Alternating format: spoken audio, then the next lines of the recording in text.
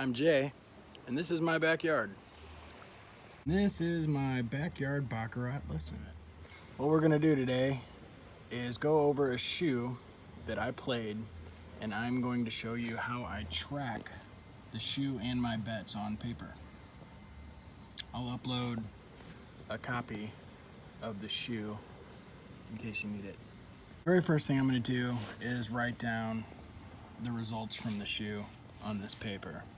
All right, now that I have it all written down, I'm going to show you how I utilize the casino's cards to also write down my own numbers.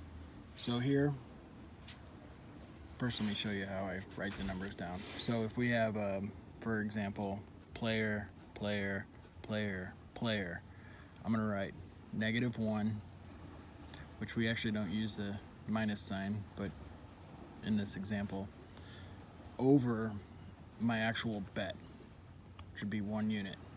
So on the second player, it's -2 over, still betting 1 unit. -3 over 1, -4 over 1. If it goes bank, it would be -3. Now we're betting 2.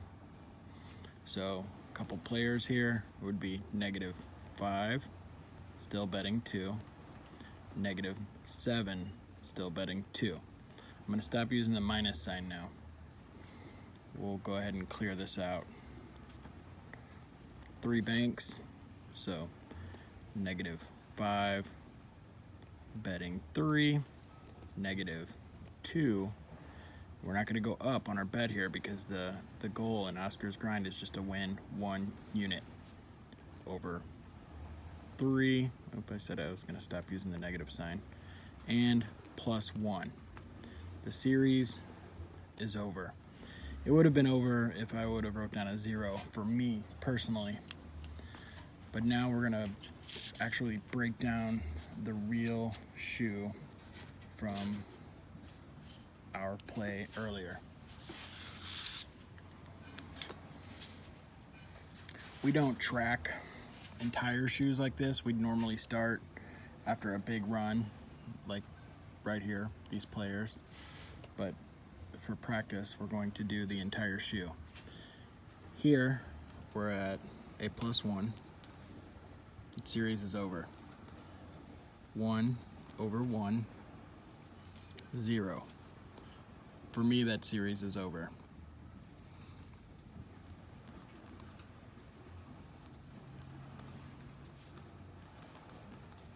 That's a +1. The series was over for me here, but also over here for anyone else. Which I shouldn't say it's over for me because I wouldn't even have started betting.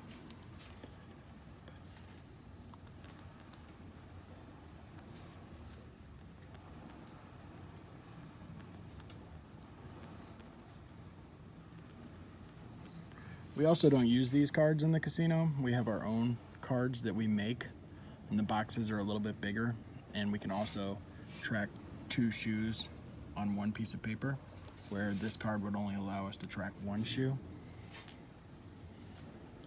All right, so we're at -4, betting 1, and then bank hits. So now we're 3 over 2. Then we got a string of players, so we're 5 over 2, 7 over 2, 9 over 2, 11 over 2, 13 over 2.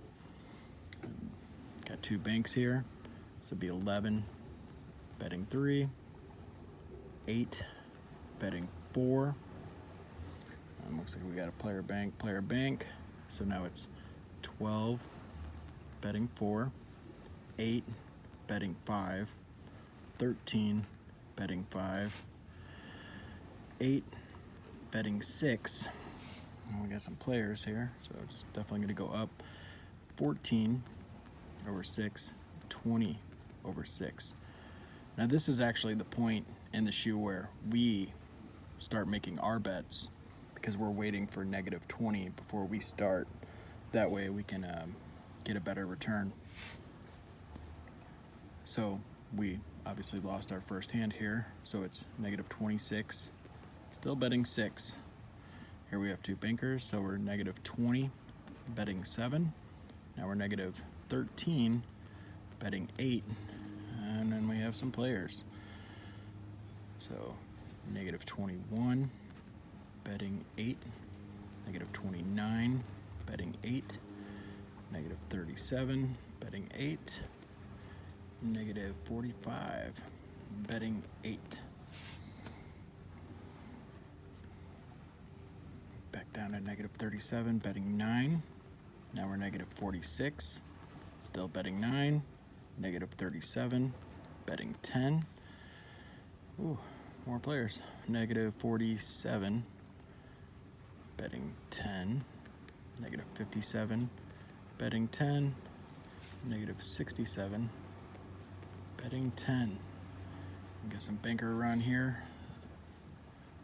Now we're down to negative 57, betting 11. Negative 46, betting 12. Negative 34, betting 13. Negative 21, betting 14. And another player run. So now we're negative 35, betting 14. Negative 49, betting 14. Negative 63, betting 14. Negative 77, betting 14. Couple banks here. So now we're back down. And one way to do the math really quick is to look at this previous number. That'll help. Negative 63, betting 15. Negative 48, betting 16. And we got a player, so we're back up to this previous hand, plus 1, which is 64 plus, over 16. I got a banker run here. So now we're down to 48, betting 17. 31, betting 18, and then what, 13. All right, so once we're down here, our bet drops from 18 units to 14, because the goal is to only win 1 unit in the series, which we do. So we're at plus 1. The series is over for us now, but if you were to continue betting, it would be 1 over 1 and then 0. That was the end of the shoe. So now we're going to look at it and break it down to see how much you would have made if you were betting every hand versus how much you'd make if you waited for negative 20 like we did. I turned off my camera there. This is actually pretty easy to figure out. Since we wrote plus 1, here we'd be up 1 unit. We'd be up another unit here, plus 2, plus 2. And then at the very end of the series, plus 3.